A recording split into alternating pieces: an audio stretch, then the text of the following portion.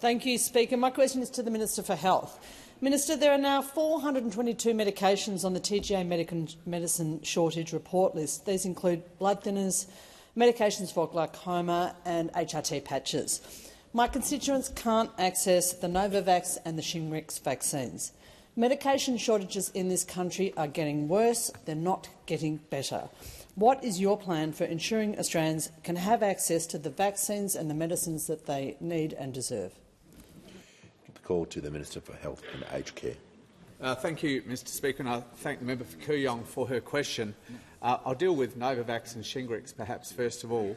As the member knows, the Novavax original vaccine was finally approved and made available a couple of years ago in Australia. Take-up was pretty low and it dropped off very quickly.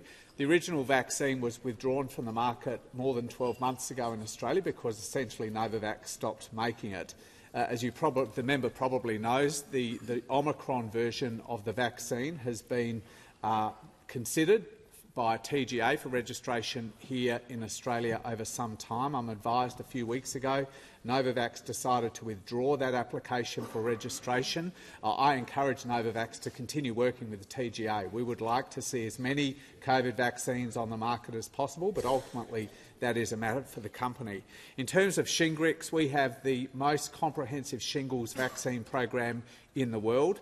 Take-up by older Australians was phenomenal and about 40% higher than we projected using the usual forecasting models.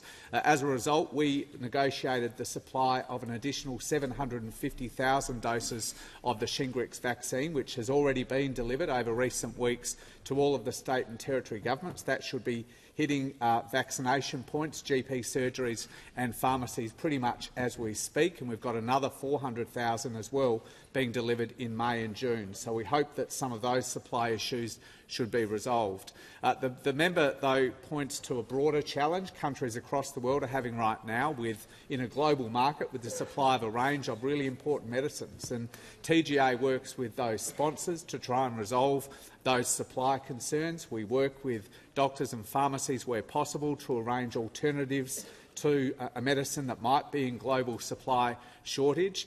We do that as much as we can. The number of medicines in short supply now is around 400, as the member says. Before COVID, when the mandatory reporting regime started in 2019, it was in the order of 300 to 400, so it's certainly a little higher, but not phenomenally high. But I'm still very concerned about this. Can I finish by saying this as well, Mr Speaker? The member for Industry and Science today is at Bio 2024, the largest biotech conference in the world, promoting our Future Made in Australia policy, because we want to make more medicines and vaccines here, which is why medicines and medtech are a priority area for the National Reconstruction Fund. We've seen manufacturing drop off over the last decade or decade and a half. We want to turn that around and make sure that we're making more of those medicines here in Australia and have our own sovereign capability.